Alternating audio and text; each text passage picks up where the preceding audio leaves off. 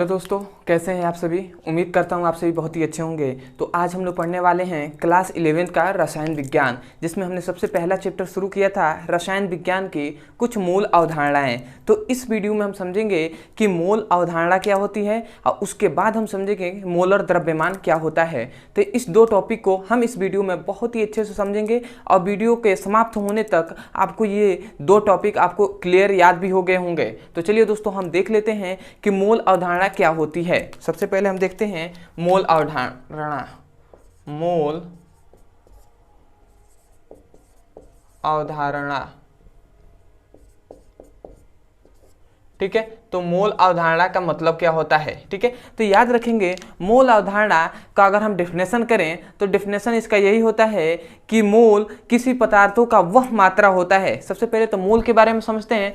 तो मोल, एक मोल किसी पदार्थों की वह मात्रा होती है जो उसी पदार्थ के क्या होती है, उसी पदार्थ के 6.022 × 10⁻24 इकाई या यूनिट होता है। नहीं समझ में आया? देखिए क्या कहा जा रहा है। कहा यह जा रहा है कि जो पदार्थ, एक मोल जो होता है, एक मोल ये पदार्थों की वह मात्रा होती है, पदार्थों की वह मात्रा होती है, ठीक है, या होता है। मतलब एक मोल पदार्थों की वह मात्रा होता है या वह मात्रा क्या होती है जो उसी पदार्थ के क्या, जो उसी पदार्थ के 6.022 × 10⁻23 इकाई उपस्थित होता है। समझ में आया क्या कहा जा रहा है? मतलब एक मोल किसी पदार्थों की वह मात्रा होती है जो उसी पदार्थों के 6.022 × 10⁻³ इकाई उपस्थित हो, ठीक है। तो ऐसे अगर ना समझ में आए तो एग्जाम्पल से समझिए। मतलब यदि हम मैं कहूँ आपसे कि एक दर्जन में कितने केले होते हैं, तो आप कहेंगे भैया कि आप क्या कहेंगे, 12 केले होते हैं। तो ऐसे ही मैं कहूँ कि एक जोड़ा बराबर कितना, एक जोड़ा जूता बराबर कितने जूते, ठीक है। एक जोड़ा जूता है तो उसमें कितने जूते होंगे, तो आप कहेंगे भैया 2 जूते होंगे। एक जोड़ा, मैं कहूँ कि एक जोड़ा सेव में कितने सेव होंगे, कितने एप्पल होंगे, तो आप कहेंगे 2 एप्पल होंगे। ऐसे ही मैं कहूँ कि एक दर्जन केला या एक दर्जन सेव बराबर कितने सेव, तो आप क्या कहेंगे कि 12 सेव होंगे। तो इसका मतलब ये पता चला कि एक दर्जन में 12 पीस होते हैं और एक जोड़े में 2 पीस होते हैं। तो इसी प्रकार कहा जा रहा है कि एक मोल क्या होता है, एक मोल इतने की इकाई के बराबर होता है। किसके?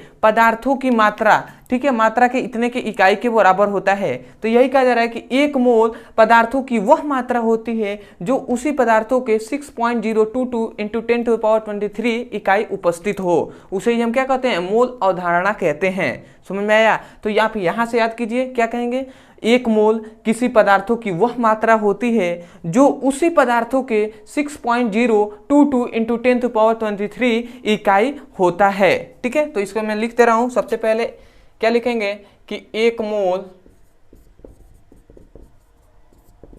किसी पदार्थों की वह मात्रा होती है जो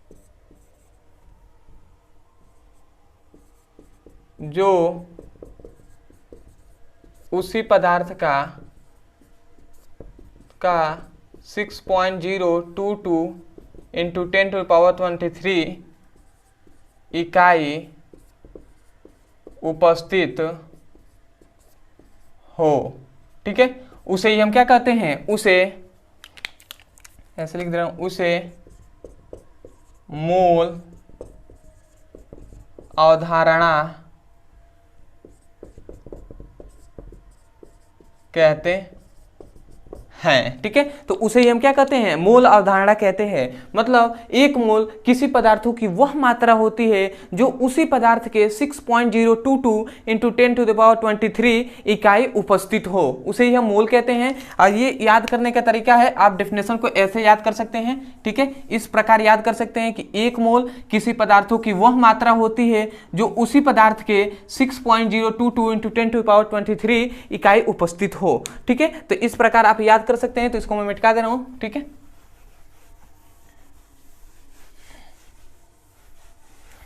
तो अब हम देखेंगे, याद रखेंगे जो मोल होता है, ठीक है, जो ये मोल होता है,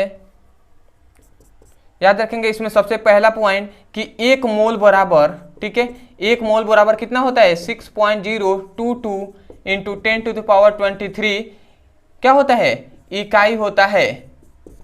एक मोल पदार्थ बराबर इतना इकाई होता है, ठीक है, तो इसको याद रखेंगे। दूसरी बात याद रखेंगे कि एक मोल को ही या एक मोल कहें या एक मोल कहें या हम कह सकते हैं 6.022 इंटू 10⁻23, इसको ही हम क्या कहते हैं, इसको ही मतलब एक मोल कहें या इतना कहें, इसको ही हम क्या कहते हैं, अवगाद्रो संख्या कहते हैं।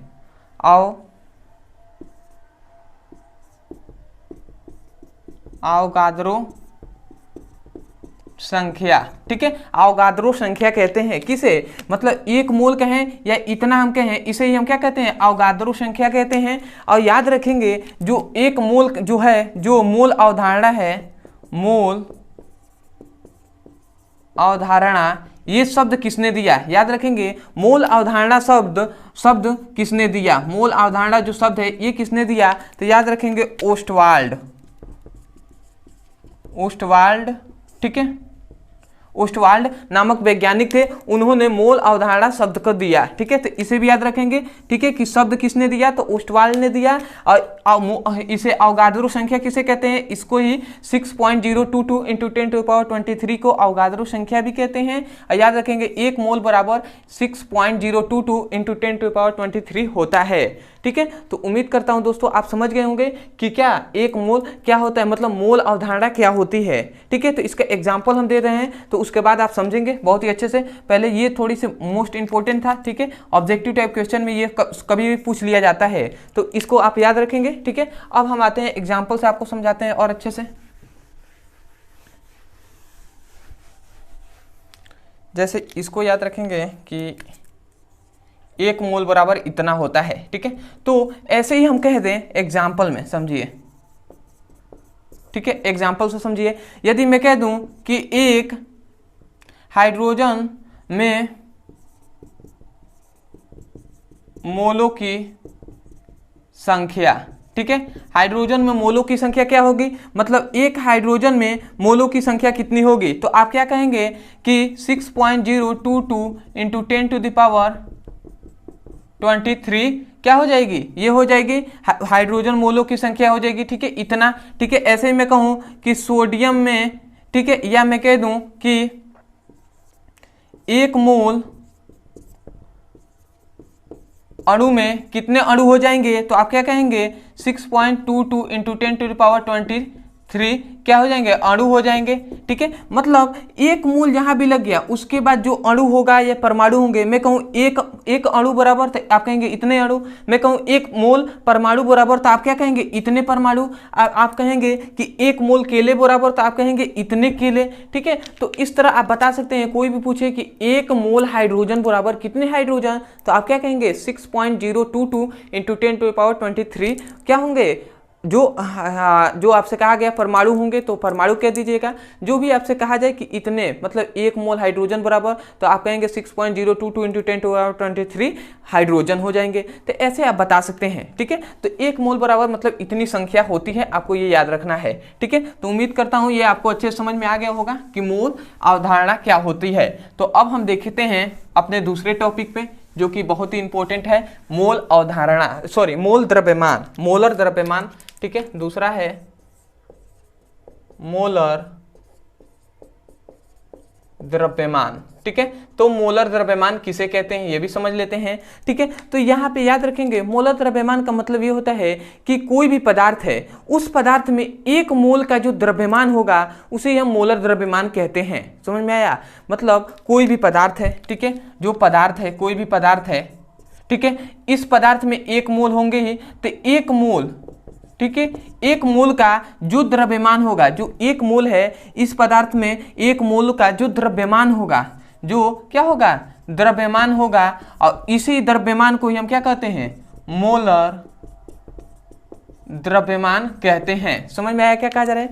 कोई भी पदार्थ है उसमें क्या होंगे, एक मोल होंगे ही, चाहे वो अणु हो, चाहे परमाणु हो, चाहे अणुसूत्र हो, कोई भी हो, तो वो एक मोल होंगे ना। तो एक मोल का जो द्रव्यमान होगा उसी द्रव्यमान को मोलर द्रव्यमान कहते हैं। तो हम क्या कहेंगे, हम डेफिनेशन क्या कहेंगे, डेफिनेशन हम यही कहेंगे, डेफिनेशन बहुत ही आसान से हम क्या कहेंगे कि किसी पदार्थों के एक मोल द्रव्यमान को मोलर द्रव्यमान कहते हैं। समझ में आया क्या कहा जा रहा है? किसी पदार्थों के एक मोल द्रव्यमान को मोलर द्रव्यमान कहते हैं। कितना आसान है, ठीक है। यहां से आपको याद करना है डेफिनेशन को कि कोई भी पदार्थ है तो किसी पदार्थों के एक मोल के द्रव्यमान को मोलर द्रव्यमान कहते हैं। तो सबसे पहले मैं डेफिनेशन लिख दे रहा हूं, ठीक है, कि किसी पदार्थों के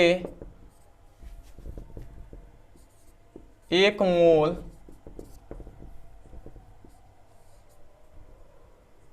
द्रव्यमान, एक मोल के द्रव्यमान को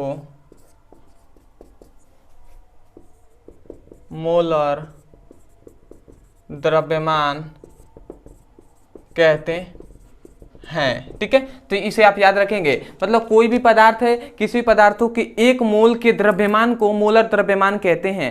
अब वो एक मोल क्या हो सकते हैं, अणु भार भी हो सकता है, परमाणु भी हो सकते हैं, परमाणु भार या अणुसूत्र हो सकते हैं, वो कुछ भी हो सकते हैं, ठीक है। समझ रहे हैं ना, क्योंकि पदार्थों में अणु भी होंगे, जो परमाणु भी होंगे, ठीक है, तो ये सभी होते हैं, तो वो कुछ भी हो सकते हैं। जैसे मैं एग्जाम्पल से कहूँ, इसको मैं मिटा दे रहा हूँ, ठीक है, यहाँ से आप डेफिनेशन याद रखेंगे, ठीक है। अब मैं बताता हूँ एग्जाम्पल आपसे।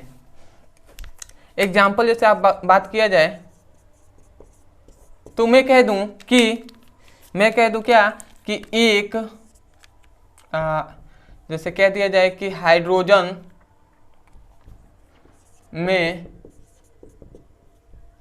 के मोलर द्रव्यमान,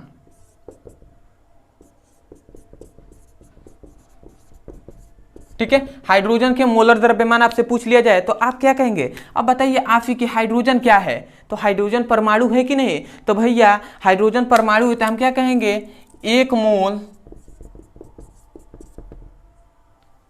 हाइड्रोजन परमाणु द्रव्यमान, ठीक है, यही तो कहेंगे, क्योंकि हम जानते हैं कोई भी पदार्थ है तो उसके पदार्थों के एक मोल के द्रव्यमान को, तो एक मोल अब क्या होगा, तो हम जानते हैं हाइड्रोजन क्या है, परमाणु है, तो यही लिखा गया है एक मोल हाइड्रोजन परमाणु का द्रव्यमान। तो अब हम जानते हैं कि हाइड्रोजन का परमाणु द्रव्यमान कितना होता है भैया, तो एक ही ना होता है, तो हम क्या लिख देंगे, 1 ग्राम लिखेंगे, 1 ग्राम लिख देंगे, ठीक है। तो कोई भी आपसे पूछ ले कि हाइड्रोजन का मोलर द्रव्यमान कितना होता है तो आप कहेंगे क्या, 1 ग्राम होता है, ठीक है। ऐसे ही आपसे पूछ लिया जाए कि जो Na होता है सोडियम के मोलर द्रव्यमान, ठीक है, सोडियम का मोलर द्रव्यमान, तो आप क्या कहेंगे, सोडियम भी क्या है, परमाणु है, तो आप कहेंगे 1 मोल सोडियम परमाणु का द्रव्यमान, ठीक है, ठीक है। तो भैया बताइए सोडियम के मोलर द्रव्यमान 1 मोलों की क्या हो जाएगी, 1 मोल सोडियम के परमाणु द्रव्यमान। तो भैया सोडियम का परमाणु द्रव्यमान कितना होता है, तो आप क्या जानते हैं, सोडियम का परमाणु क्रमांक 11 होता है और इसका परमाणु भार कितना हो जाएंगे, 23 हो जाएंगे, तो इसका भी हम लिख देंगे 23 ग्राम लिख देंगे, ठीक है। अब ऐसे ही कह दिया जाए कि CO2 मतलब कार्बन डाइऑक्साइड के मोलर द्रव्यमान, कार्बन डाइऑक्साइड का मोलर द्रव्यमान कितना हो जाएंगे, तो भैया बताइए कार्बन डाइऑक्साइड के मोलर द्रव्यमान कितने हो जाएंगे। तो भैया मैं पूछूं कि कार्बन डाइऑक्साइड CO2 है क्या, तो आप कहेंगे अणु है, तो हम भी कहेंगे कि 1 मोल अणुओं के द्रव्यमान, ठीक है। तो हम क्या कहेंगे, 1 मोल CO2 अणु के द्रव्यमान, ठीक है, यही तो कहेंगे कि 1 मोल CO2 अणु के द्रव्यमान। तो भैया CO2 अणु के द्रव्यमान होते कितने हैं, तो भैया इसका अणु का द्रव्यमान निकाला जाए तो सबसे पहले हम देखते हैं CO2 में कितने तत्व हैं, तो दो परमाणु है ना, एक है कार्बन और एक है ऑक्सीजन। अब कार्बन 1 है तो कार्बन का परमाणु भार कितना होता है, तो आप जानते हैं 12 होता है, तो इसका 12, ठीक है, प्लस कर देंगे। और 16 होता है किसका, ऑक्सीजन का, तो यहाँ पे 2 ऑक्सीजन है तो 16 दूना 32 हो जाएंगे इसका परमाणु भार, तो इसका 32। अब 32 और 12 कितने हो जाएंगे, तो भैया 44 हो जाएंगे, ठीक है। तो 44 इसका क्या हो जाएगा, 44 ग्राम हो जाएगा इसका क्या, मतलब कार्बन 12 का CO2 का मोलर द्रव्यमान कितना हो जाएगा, 44 ग्राम हो जाएगा। तो दोस्तों ऐसे ही हम किसी भी मतलब अणु हो, परमाणु हो या अणु सूत्र हो, उसका हम क्या कर सकते हैं, मोलर द्रव्यमान निकाल सकते हैं। तो उम्मीद करता हूं दोस्तों आपको दोनों बहुत ही अच्छे समझ में भी आ गया होगा और डेफिनेशन भी याद हो गया होगा। तो चलिए दोस्तों आज के लिए इतना ही, पर जाने से पहले मैं यही कहूँगा कि यदि आप हमारे चैनल पर नए हो तो हमारे चैनल को सबसे पहले सब्सक्राइब कर लीजिएगा, और उसके बाद जब चैनल को सब्सक्राइब कीजिएगा तो कमेंट सेक्शन में जरूर बताइएगा कि आपको वीडियो कैसा लगा या कोई डाउट तो नहीं है, ठीक है। तो आप ये हमें बता देंगे, इससे हमें यह पता चलेगा कि आपने चैनल को सब्सक्राइब किया है, ठीक है। दूसरी बात कि यदि आपको फिजिक्स, केमिस्ट्री, बायोलॉजी अच्छे से पढ़ाई करना चाहते हैं क्लास 11th का, तो आपको इसी वीडियो के डिस्क्रिप्शन में लिंक दिया जाएगा सभी का, ठीक है, फिजिक्स, केमिस्ट्री, बायोलॉजी तीनों का। उस लिंक पर क्लिक करके आप चैप्टर वाइज सीक्वेंस में वीडियो को देख सकते हैं और अपने सुंदर से नोट्स बना सकते हैं। अदरवाइज आपको कोचिंग या स्कूल में कोई भी टॉपिक समझ में नहीं आता है तो उस टॉपिक का नाम लिखिए यूट्यूब पर और अंत में हमारे चैनल का नाम लिख दीजिए, वीडियो आपको वहां से भी मिल जाएंगे, आप वहां से भी जाकर अच्छे से पढ़ाई कर सकते हैं और अपने सुंदर से नोट्स बना सकते हैं। तो चलिए दोस्तों आज के लिए इतना ही, मिलते हैं अगले वीडियो में, तब तक के लिए धन्यवाद। जय हिंद, जय भारत।